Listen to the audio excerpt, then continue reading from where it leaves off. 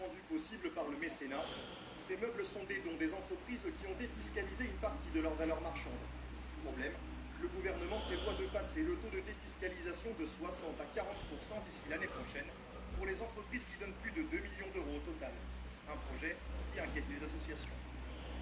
Si la défiscalisation de mise en œuvre baisse, faites l'incitation des entreprises sans le don des entreprises, un programme comme ça. Donc, c'est ne peut pas exister. 78 entreprises seraient concernées. Le gouvernement espère ainsi gagner 80 millions d'euros à partir de 2021.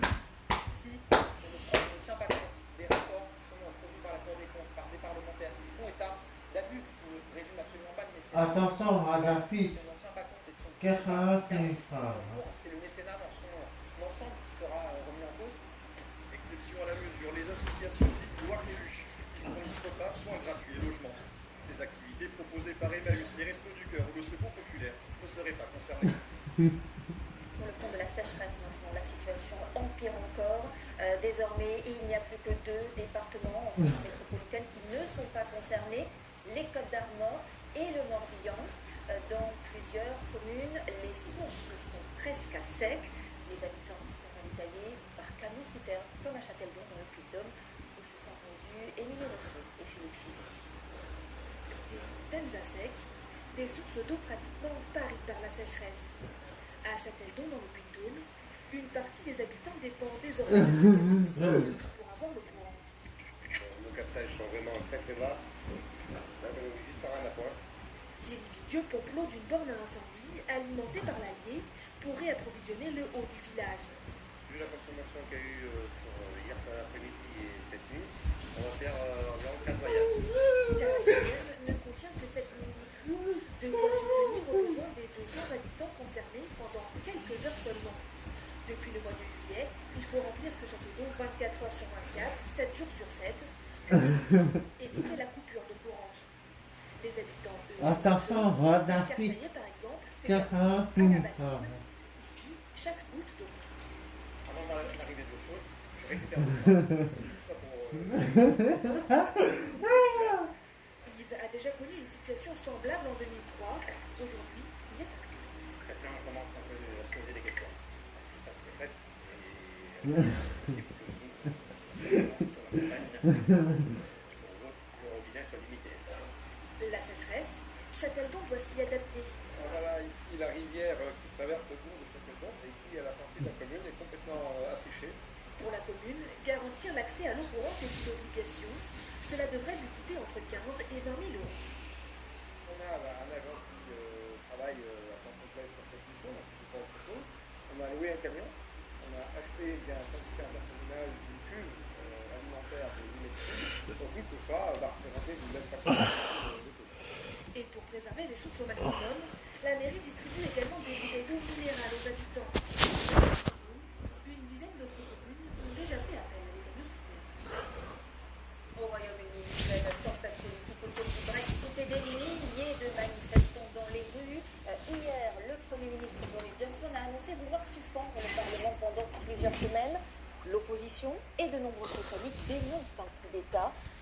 Plus d'1 million de signatures sur place à Repente et Duval. Devant le Parlement de Westminster ou devant le 10 Downing Street, résidence officielle du Premier ministre, des milliers de personnes se sont spontanément rassemblées pour exprimer leur colère. Avec ce slogan très fort, écrit et scandé, Coupia. comprenez, arrêtons le coup d'État.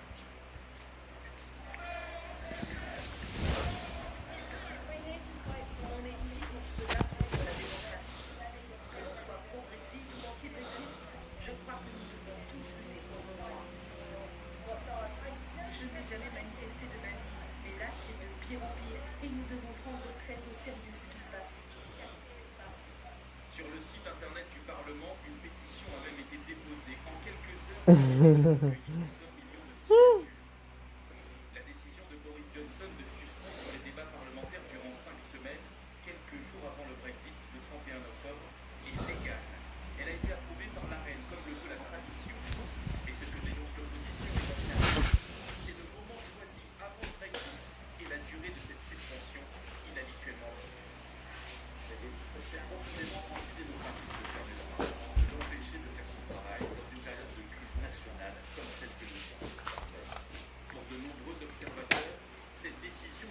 Johnson est stratégique. Elle vise à empêcher les députés de lui mettre des bâtons dans les roues dans ses négociations avec Bruxelles.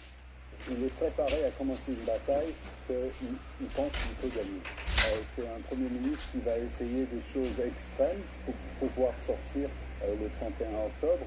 Ce matin, l'ensemble de la presse britannique compare Boris Johnson à un boxeur, évoquant, je cite, un outrage au Parlement. Mais les députés n'ont pas dit leur dernier mot. Mardi, ils se retrouveront avant l'entrée en vigueur de la suspension parlementaire. Et le chef de l'opposition, le travailliste Jeremy Corbyn, pourrait déclencher une motion de censure qui, si elle était votée, pourrait déboucher sur des élections anticipées. Et en bref, en Italie, l'information de la matinée, c'est que le Premier ministre sortant Giuseppe Conte accepte de former un nouveau gouvernement. Hier déjà, on avait appris la création d'une alliance inédite entre le mouvement syndical et les sociaux-démocrates. Et Giuseppe Conte a rencontré ce matin le président Mattarella. Retour en France, où l'on retrouve Anne-Claire Poignard en direct de la Ligue de football pour évoquer une nouvelle affaire d'insultes homophobes en tribune pendant un match. Anne-Claire, il s'est passé quelque chose d'inédit hier soir dans un match de football en Ligue 1. Oui, une interruption de 10 minutes décidée par l'arbitre en plein match Nice-Marseille à la suite de chants et de banderoles observées en tribune. C'est une sanction qui fait évidemment beaucoup de bruit, mais qui n'est pas inédite puisque c'est la 4e fois depuis le début de la saison qu'un match est ainsi temporairement suspendu pour les mêmes raisons. Au sein de la Ligue de football professionnel, ces incidents à répétition, mais qui, il faut bien le dire, ne sont pas nouveaux, sont suivis de près. Hier soir, ici même, 18 cas de matchs concernés par ce type d'incident étaient examinés. Des sanctions ont été prises, mais ces sanctions sont pour l'instant symboliques, car toute la difficulté, c'est évidemment de faire la différence entre des propos purement injurieux et des propos à caractère discriminatoire, à caractère homophobe. La Ligue de football professionnel annonce vouloir réunir autour d'une même table les associations de supporters et les associations de lutte contre l'homophobie le 5 septembre prochain pour tenter, je cite, de sensibiliser les supporters au problème de l'homophobie dans les stades. Merci Anne-Claire Poignard pour toutes ces précisions. On revient à présent sur l'annonce du ministre de l'Éducation nationale Jean-Michel Blanquer. Hier soir, il a promis d'augmenter le salaire annuel des professeurs de 300 €, mais en fait, cette revalorisation n'est pas nouvelle. Elle avait été négociée sous le quinquennat de François Hollande. Les syndicats sont déçus, même très mécontents. Écoutez, un de leurs représentants, il a fait ses comptes. Pour lui, 300 € par an, c'est l'équivalent de 20 € par mois. C'est un ciné ou pizza. Voilà. Donc, c'est pas du tout quelque chose qu'on peut véritablement qualifier de revalorisation. C'est absolument ridicule. Pour donner un exemple, aujourd'hui, un professeur des écoles français est 2 fois moins payé qu'un professeur des écoles allemands. Donc, même 300 € par mois, ça ne suffirait pas à rattraper notre part. Et à 4 jours de la rentrée, il y a aussi la problématique de la scolarisation des enfants handicapés. Chaque année, c'est la même chose. Ils sont des milliers à ne pas pouvoir être accueillis dans de bonnes conditions en classe. Nous avons rencontré plusieurs familles qui se retrouvent sans solution, démunies, dans la détresse. Leur témoignage avec Étienne Prigent, Laetitia Legendre et Olivier Jacquet. Sa passion, ce sont les engins de chantier. Livio, presque 8 ans, qui doit faire sa rentrée en CP ce lundi. Un grand pas pour tous les enfants, mais un pas dans le vide pour lui qui souffre de troubles autistiques et qui, à quelques jours de la reprise, n'a toujours pas d'auxiliaire de vie scolaire. C'est parce que c'est un chiffre, c'est parce que c'est une lettre, donc je le vois mal assis dans une classe de CP tout seul. Déjà, il ne tiendra pas en classe, il est tout seul, et en plus, il ne va rien comprendre, donc c'est impossible pour nous de le laisser aller à l'école lundi. Et depuis 4 ans, c'est la même lutte à chaque rentrée scolaire. Réclamer l'aide d'une AVS 15 heures par semaine. Le reste du temps, il est accueilli en hôpital de jour, mais l'administration croule sous les demandes et accumule les retards. Alors on me dit, oui, peut-être que son dossier passera courant septembre, vous n'êtes pas prioritaire. Et la dame, qui est pour rien, me dit au téléphone, vous savez, dans les écoles, il y a toujours d'autres AVS, donc ils pourront peut-être s'en partager une. Alors là, non. Parce que si un autre enfant a droit à une AVS, c'est qu'il en a besoin, mais c'est pas pour la partager avec lui. S'expliquer, justifier encore et encore. T'es content, Livio? Léa Brunet-Mancard renvoie l'éducation nationale à son devoir d'accueillir tous les enfants. Vraiment envie qu'il ait une vie la plus normale possible. Et le privé d'école, c'est le mettre à l'écart. Il y a le droit, donc il n'y a pas de raison qu'il y ait ça. Une AVS seulement après la Toussaint l'an dernier et un planning encore incertain pour cette rentrée. Ça t'a déconné là, écoute encore. Amy a 8 ans et souffre d'une maladie génétique rare. Et pour sa maman, l'école classique ne lui convient plus, même avec une AVS. Donc elle a 8 ans, elle est petite garçon. D'importants retards psychomoteurs, intellectuels, Amy ne progresse pas. Elle se rend compte quand même que les enfants de sa classe sont plus que qu'elle et qu'ils y arrivent. Donc elle a de l'agacement, quelquefois elle est triste ou elle est en colère à l'école. Et pourtant elle a une AVS, mais elle n'a pas les outils, et elle n'a pas le cursus de formation qu'une éducatrice ou qu'une institutrice spécialiste. Entrer de nouveau dans une école qui n'est pas adaptée, c'est juste du maintien. Du maintien, elle n'évolue pas. La solution, une place en institut médico-éducatif qu'Amélia Roy réclame depuis 3 ans. Hier, dans l'urgence, elle a finalement obtenu 2 jours et demi par semaine, mais Amy devra continuer d'aller à l'école. Il n'y a pas de place et les professionnels ne peuvent pas agrandir leurs locaux. Il y a un manque de moyens au niveau de l'État. Il faut se contenter et voilà, on est vu d'être déjà content de ce qu'on nous propose. Un IME à temps partiel aussi pour le fils de Jessica Clavier, 2 jours par semaine. Le reste du temps, Johan, 12 ans, reste à la maison. Je ne sais plus comment faire. J'y arrive plus. Moi, c'est pas vivre, c'est survivre aujourd'hui. Selon elle, l'État est hors la loi. Elle a décidé de porter plainte. Dès qu'il a mis le pied à l'école, ça a été un parcours du combattant. On prône la société inclusive, on la prône tout le temps, on l'entend sur les médias, mais c'est pas vrai aujourd'hui. Les familles d'élèves à besoins spécifiques sont de plus en plus nombreuses à dénoncer un système éducatif défaillant et usant, autant pour les enfants que pour les parents.